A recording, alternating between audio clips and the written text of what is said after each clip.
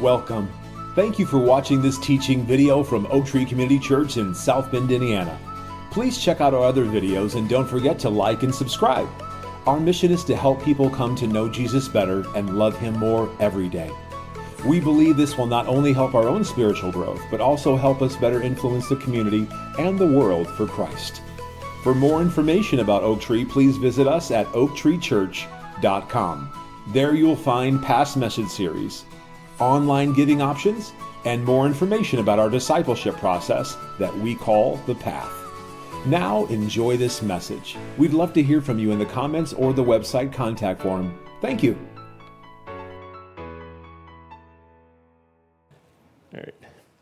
All right. So we are at our 3/4 completion, talking through a year-long study that we're having on the path. And the path is the Oak Tree name for a disciple-making process. I think every church should be able to have a process that they are able to take their people through, to take them where they're at today, to be able to become a disciple. Not everybody's going to make it, but everybody should be walking down that path, and that's why we chose the path.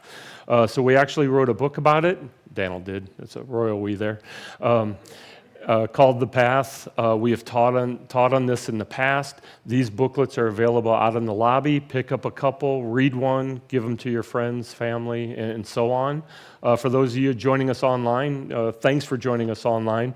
But also The Path is available to you too, because it's out on our website. So you can download it and print it if you want to, or just read it from there. But here's the idea. The path has 8 steps to it, and we'll put up a slide that we've been using. And today we are completing steps 5 and 6. So we are 75% of the way done. And we started out this year going through various books of the Bible, and the idea was, instead of going through the path again, because we've already done that at least once, if not twice, we wanted to pick specific Bible books that showcased where we were. And so for 5 and 6, we chose Hebrews. And if you think about it, for the past 15 weeks, this being our 16th week in Hebrews, we were seeing perseverance and godliness in a number of different ways. So not every week, but a lot of the times we were talking with Hebrews about warnings. And Hebrew was telling us, don't do this, don't do this, don't do this. Instead, you need to persevere through it. And we're talking about perseverance. Also through Hebrews, we kept talking that Jesus is better. And that fits right into godliness too. So a lot of times we stop and make a point that, hey, this is perseverance, this is godliness, this is whatever step we're on. We didn't necessarily do that a lot with Hebrews, so that's why I'm bringing it up again.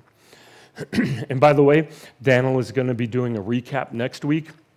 So I'm just talking about really steps 5 and 6 today. I think he's going to be talking about other steps as we go on. So by now you've read what the definition of perseverance is, but here's my definition of perseverance. Perseverance is when in your spiritual life you hit that brick wall, and it happens to all of us. We don't know why. Well, actually, we do know why, right? It turns out to be us, but we don't want to admit why. We don't always take time to figure it out, but one of 2 things happen.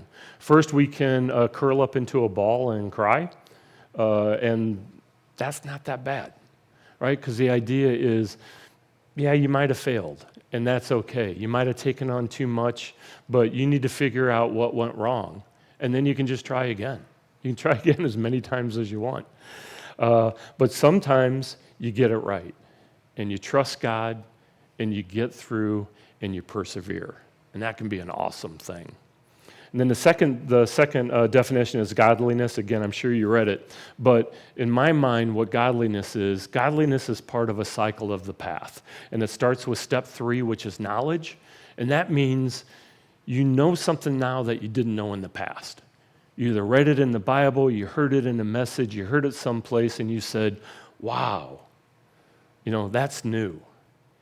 And that's knowledge. And that happens all the time. Sometimes you just file it away in your brain for later use, and sometimes you move to the next step, which is self-control, and you say, I need to do something with this. I need to implement this in my life.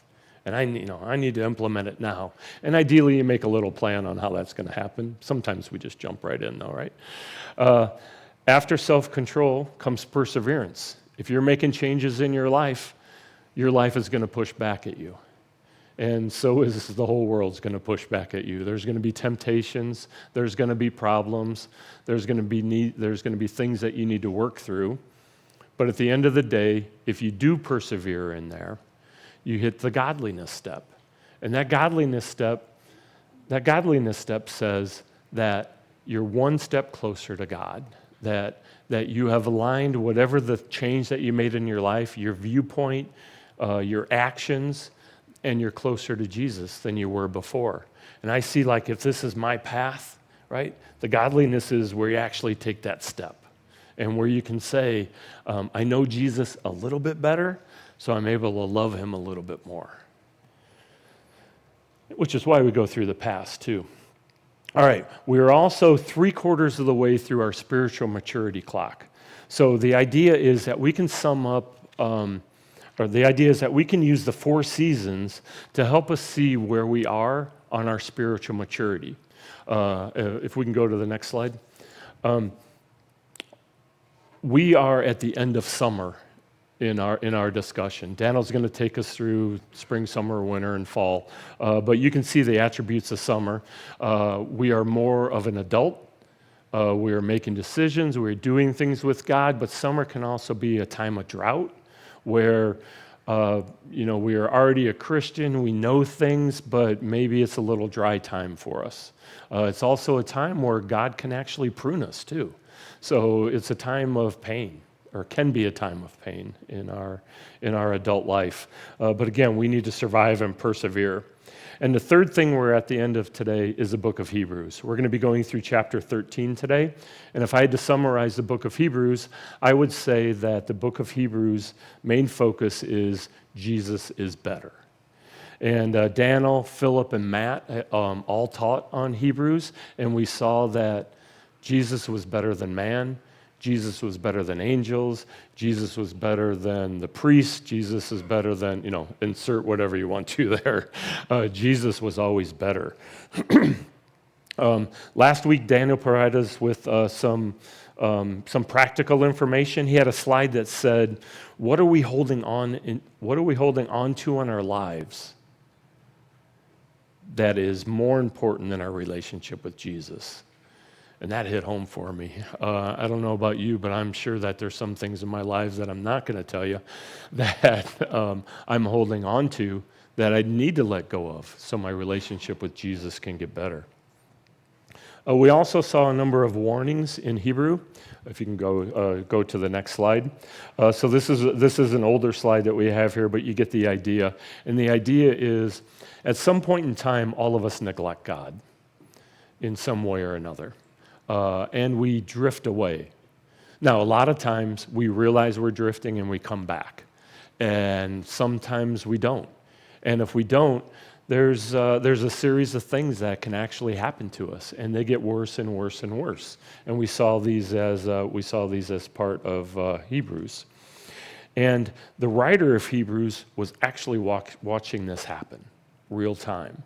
So there was already persecution of the Jews that had become Christians, and this was coming both from Israel and Jerusalem, and it was also coming from Rome. And we're going to see at the end of today that this letter was actually written to Christians that were in Rome that had to leave because of the persecution, and the same thing had happened earlier and maybe was still happening in Jerusalem too. But the idea is Christians were being forced out of their homeland.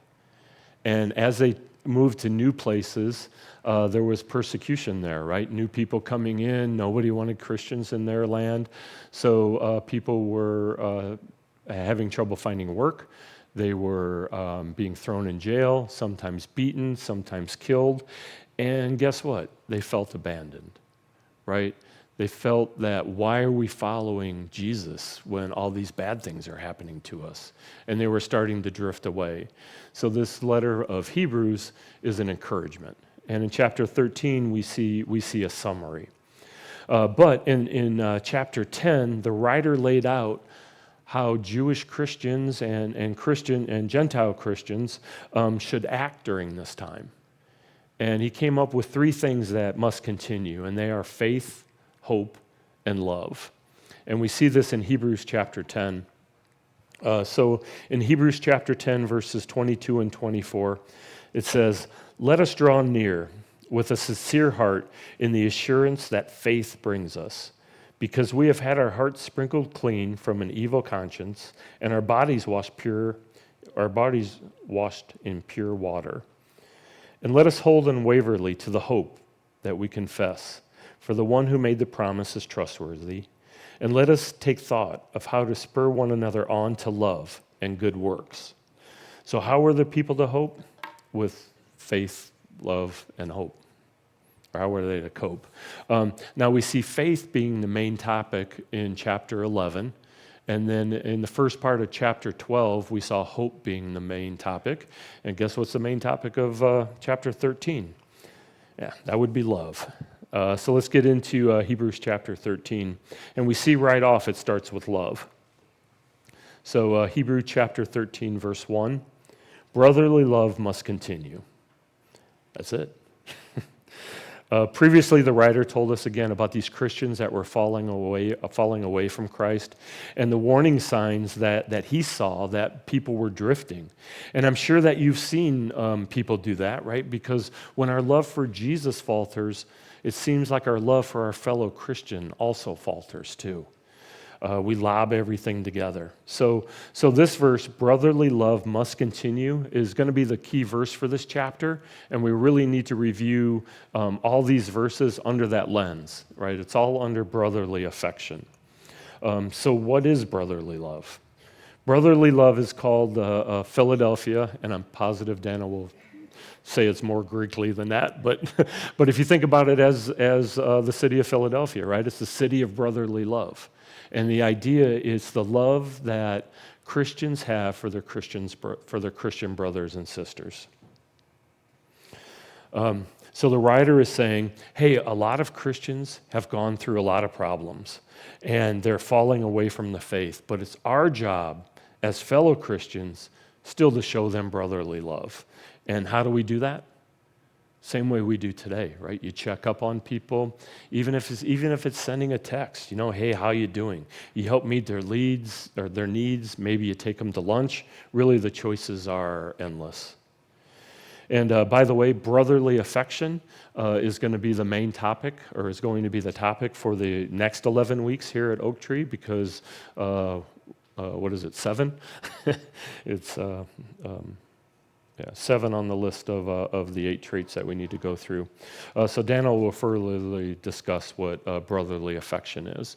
Okay, so as we are going through these verses in Hebrews, we're going to see a number of these are quick hitters, and a number of these are reminders what we need to be doing as Christians. So in Hebrews 13, verse 2, "Do not neglect hospitality, because through it some have entertained angels without knowing it." So the definition for the Greek word for hospitality is to love strangers. And a lot of the people are familiar with the term xenophobia, which is fear of strangers. But the Greek word for hospitality is philoxenia, which is like the exact opposite.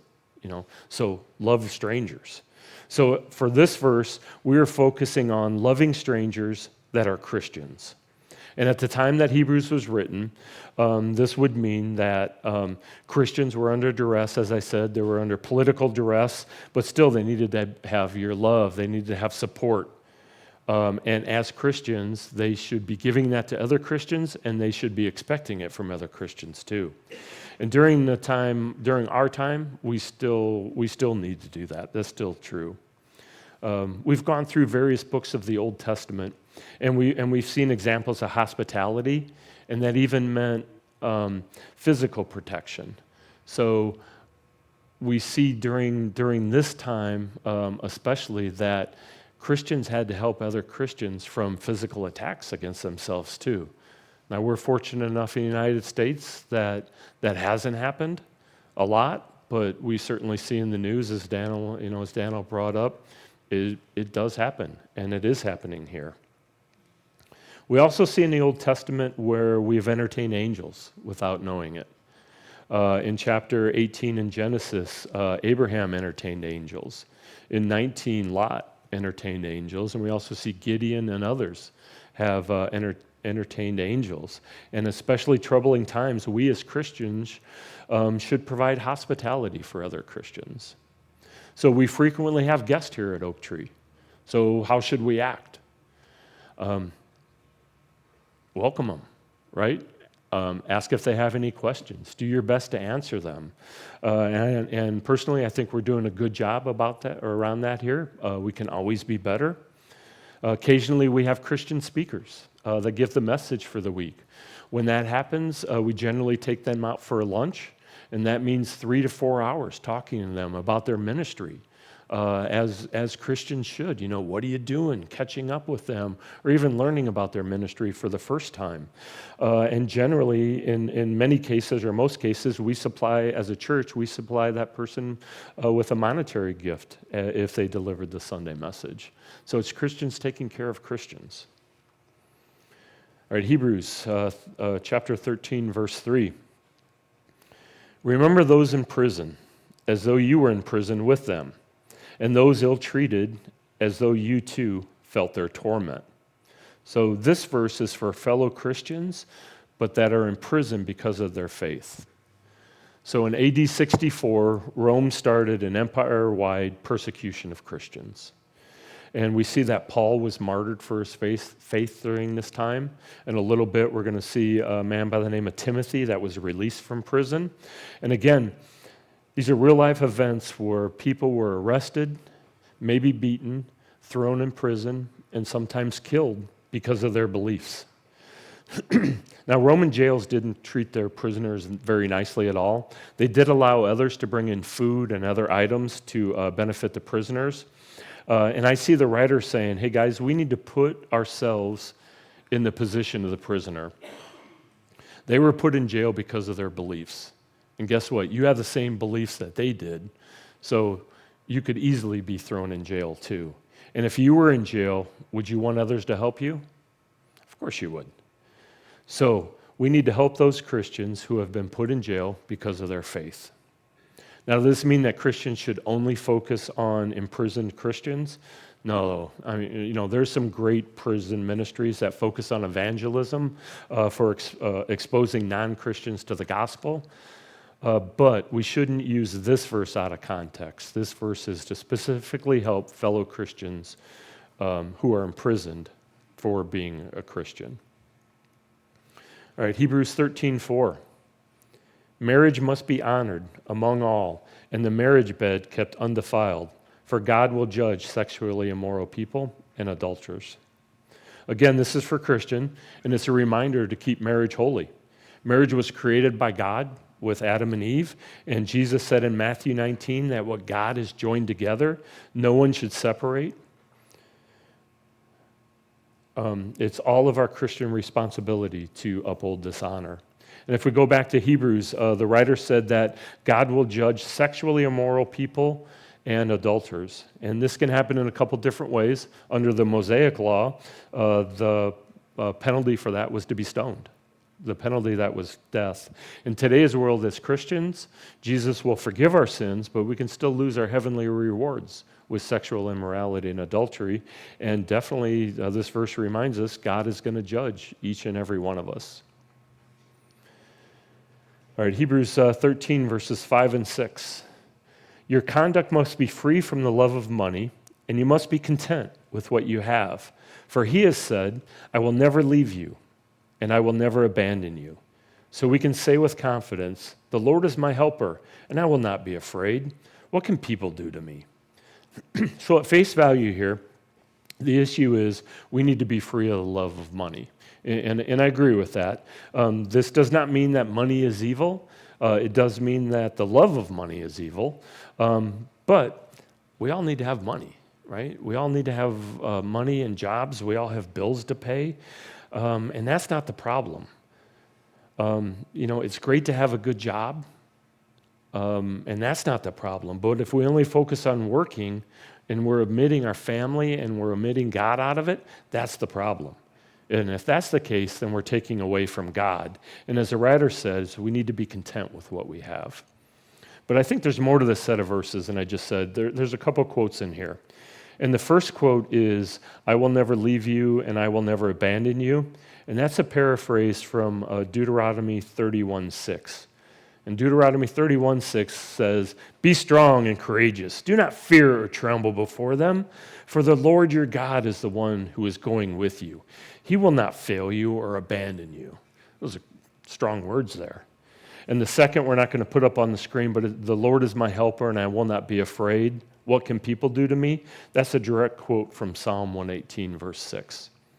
So now the question is, how does "be strong and courageous, the Lord is my helper, I will not be afraid," what does that have to do with "be free from the love of money"? And again, we need to go back where the readers of this letters were.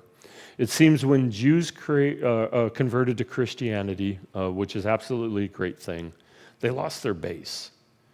And if you think about it this way, they lost their place of worship.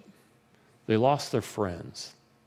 More than likely, they lost their income too, because nobody would go to the Christian anymore. They would go to the Jews.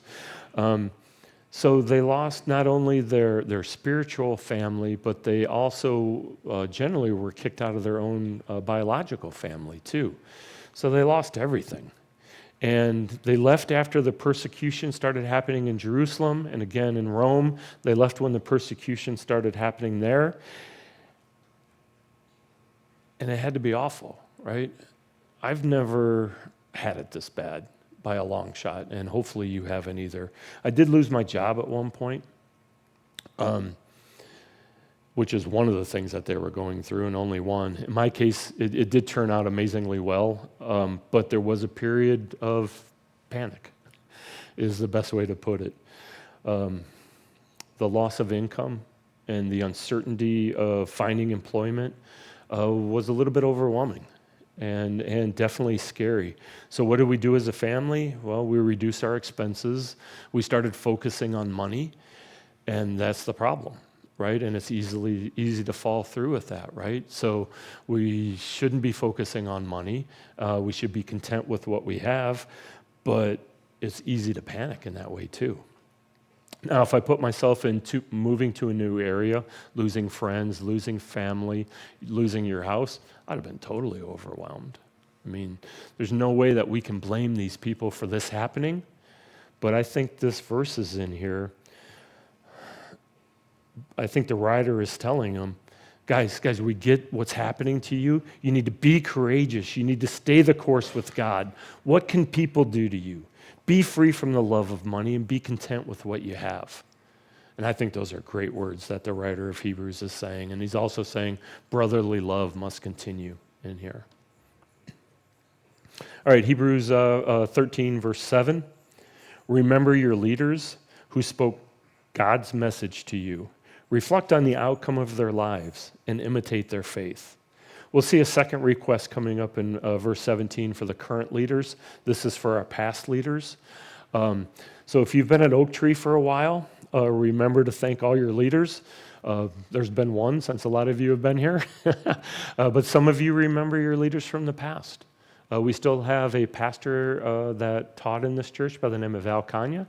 He is still actively teaching. I think he's retired 2 or 3 times now, but it hasn't taken. So certainly we need to remember him, and we still actually support him too. So each of us should reflect on the people that impacted our lives.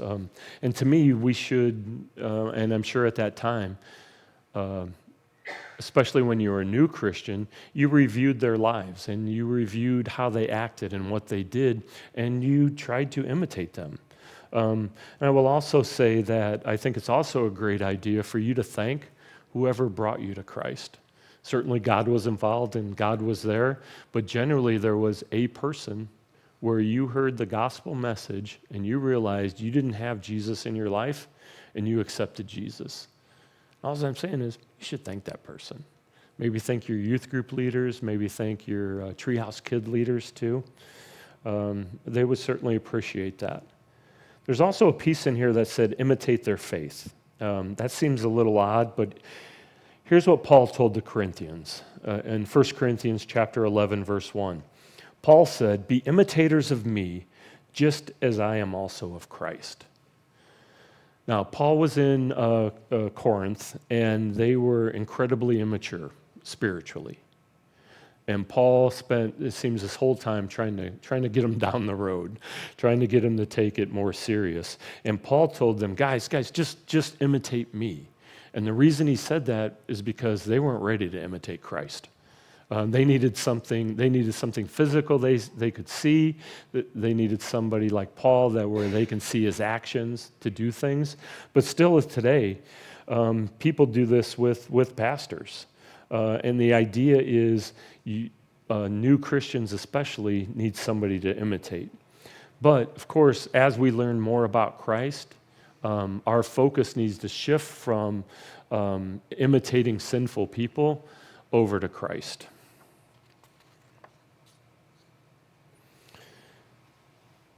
Hebrews chapter 13, verse 8. Jesus Christ is the same yesterday and today and forever. So one of the main points of Hebrews, again, is Jesus is better. And a subpoint is listed here. Jesus doesn't change. And we try to say this over and over when we discuss the path, when we need to make changes in our lives. Because here's the deal. If we want to get in line with where Jesus is, somebody needs to change. Either us or Jesus. Any guesses here? And this verse is telling us Jesus Christ is the same yesterday, today, and forever. That's saying to me, Jesus Christ isn't the one that's going to be changing, right? We're the ones that are going to have to make the changes here. We're the ones that have to adjust our viewpoint, adjust our beliefs to match up with him. And this is the Jesus that the writer is talking about, that we shouldn't abandon because he's better. And at some point, each of us need to take our imitate away from us as we learn more about Christ, and then we start to imitate Christ. Hebrews 13:9. Do not be carried away with all sorts of strange teachings, for it is good for the heart to be strengthened by grace, not ritual meals, which have never benefited those who participated in them. So the message that I learned about Jesus, the message that we teach here at Oak Tree for the past 75 years, the message that's been taught around the world for the last 2,000 years remains the same. By faith, we believe what Jesus did for us. But that message isn't always preached in Christian churches, and it's certainly not preached in non-Christian churches either. So when we do see strange teachings, we need to bounce it off what we've learned, that's why it's so important for us to have biblical knowledge. Is what they're saying is right? Do we believe that? What's going on here? How can they say that? And the writer gives an example. The writer says, we are strengthened by faith, not ritual meals. So within the Jewish faith, we know that they had an altar and they had sacrifices. They also had something called peace offerings, where you could bring food to the altar. And then you would take that food and you would be able to eat it. And as that peace offering, what is said here, the Jews thought that those meals helped, that they were specially blessed by God. And we could see that happening. But the writer here says that there's no benefit. So what they were doing and what they were sure was a benefit to them spiritually, the writer says there was no benefit to them. So why are they doing it? And again, that takes us back to the slide that Daniel had last week. What are we doing in our lives that we think is benefiting us spiritually, but is actually holding us back? What are we holding back? So are we doing any ritual meals in our lives? And to know that, we have to read the Bible. Hebrews 13:10.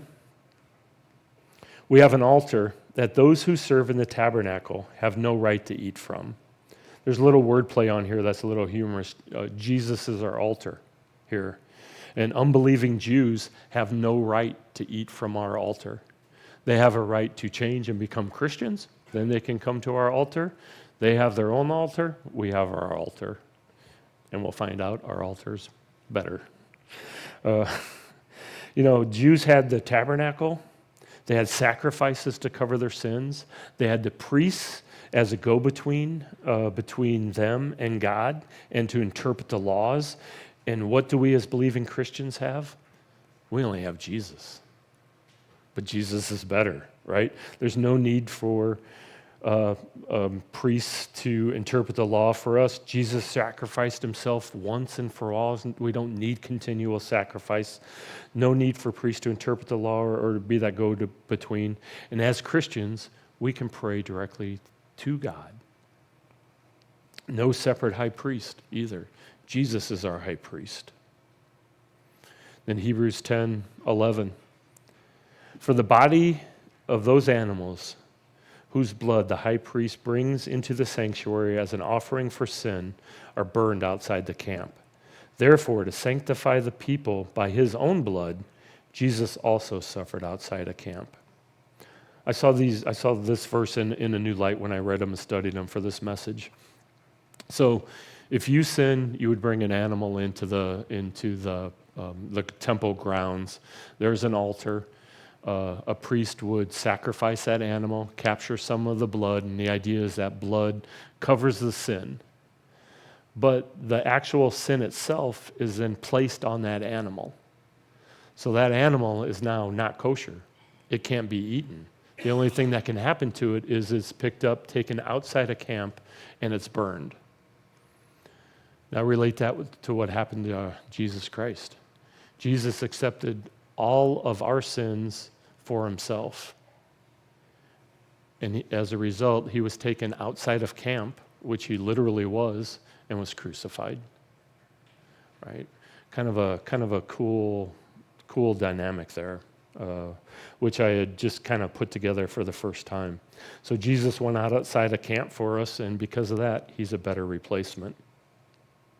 2 Corinthians 5:21, Paul says, God made the one who did not know sin to be sin for us, so that in him we would become the righteousness of God. I think that's a cool verse that goes along with just the whole action of what happened there. All right, if we move forward to Hebrews 13, verses 13 and 14. So we must go out to him then, outside the camp, bearing the abuse he experienced. For here we have no lasting city, but we seek the city that is to come. So what's our job as Christians? To go outside the camp. This would especially resonated to the Jewish Christians that left Jerusalem, those that were being kicked out of Rome or their little home where they had to go out in the world and fend for themselves, right, outside a camp. Now they're living in a new city that's foreign to them. Man, things are scary. And Hebrews tells them, don't worry about that. I mean, Jerusalem itself is going to change. Dwell on the new Jerusalem that's going to come in the future. And we see this as the millennial kingdom that's actually even future to us. In verses 15 and 16, through him then let us continually offer up a sacrifice of praise to God, that is the fruit of our lips, acknowledging his name. Do not neglect to do good and to share what you have, for God is pleased with such sacrifices. So what's our action here? Through Jesus, we need to continually offer up prayers to God, acknowledging Jesus' name. The writer calls it the fruit of our lips, which takes back to the fruit of the Spirit. And those are the actions that Christians do because we're Christians. So our job is to praise Jesus to God. And in this time of trouble, the Christian writer also says we need to continue to do good, help each other out, because that is also pleasing to God. All right, verse 17. Obey your leaders and submit to them, for they keep watch over your soul and will give an account for their work. Let them do this with joy and not with complaints, for this would be of no advantage to you. So we previously saw that we would reflect on our past leaders. Now the writer is also asking us to obey and submit to the current leaders, and that holds for us today. So it's Daniel's and my job as elders to keep watch over the flock, right, and to keep watch over to you and how you're doing down your own path. And we're going to be expected to give an account to God over our stewardship over you. And it's going to be, did you live life with joy and no complaints? Maybe. But the idea is, will we be able to tell God that you were a blessing as we watched you grow up to become a disciple of Jesus as you were walking down your path? Verses 18 and 19, we see a switch here. It says, pray for us, for we are sure that we have a clear conscience and the desire to conduct ourselves rightly in every respect. I especially ask you to pray that I may be restored to you very soon. So we're getting to the end of the letter, and the writer is now turning things personal. Interestingly enough, the writer of Hebrews never mentions who he is, and there's not enough clues to definitively say who actually wrote it. But the receiver of the letter certainly knew who he was. And the writer asked him to do two things. First, prayers for himself, and then second, prayers that the writer would be able to come to where the receivers were soon. All right, Hebrews chapter 13, verses 22 through 25. Now I urge you, brothers and sisters, bear with my message of exhortation. For in fact, I have written to you briefly. You should know that our brother Timothy has been released. If he comes soon, he will be with me when I see you. Greetings to all your leaders and all the saints. Those from Italy send you greetings. Grace be with you all. Now we're going to, I don't know if you noticed, but we skipped verses 20 and 21. We'll hit those in a minute as our closing prayer. But as the writer closes out this letter, we see some church news. First, Timothy has been released. We assume that this is that he was released from jail. We also assume that this is the Timothy that was a traveling companion with Paul. And the writer is excited. He sees Timothy showing up wherever the writer is, and then they're going to go to wherever these people receive this letter, and that's who he's bringing along with him to see them soon. He also says, greeting to all your leaders, and that seems to indicate that this was either sent to multiple churches or there was multiple house churches. He also talks about the saints. You guys are the saints. If you are a Christian, you are the saints. So he's saying, blessings to you as being the saints. He mentions those from Italy. Since Rome was being persecuted at this time, I assume that this letter was being written to those that had formerly lived in Rome and that had since scattered. And as we close for today, I hope you like our walk that we went through with Hebrews. It was a long time, right? 16 weeks and four months. And I hope you saw through that Jesus is better and that he's worthy of our hope. He's worthy of our faith, and he's certainly worthy of our love. And again, next week, Daniel is going to start a new series on the path of brotherly affection. So we're going to close with Hebrews 13, 20, and 31. I'll say a prayer first and then read through that. It's actually used as a benediction, which is a blessing at the end of the service. So if you bring up the last slide, and we'll end today with a word of prayer.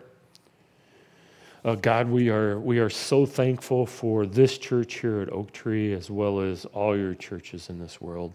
And we are thankful for all the people. And we ask that you help each of us continue down our path so we can get closer to you. And God, we are so thankful for your book of Hebrews. Through it, there's so many things to learn with the warnings, but especially that Jesus is better. And we love that, God. We learned about your warnings, and we ask that if we start to drift, God, you help us recognize it so we can get back on our path as soon as we can.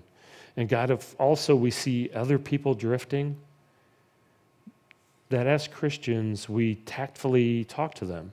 We tactfully help them. And, it's up to themselves. They have to get themselves back on the path, but we can certainly help lead them in the right way and let them know that they aren't alone. And God, we are most thankful for your son, Jesus, for sacrificing himself on the cross for each of us and for the things that he'll do when he returns also. And then this is Hebrews 13, 20 through 21. Now may the God of peace, who by the blood of the eternal covenant brought back from the dead the great shepherd of the sheep, our Lord Jesus, equipped you with every good thing to do his will, working in us what is pleasing before him, through Jesus Christ, to whom be glory forever. Amen.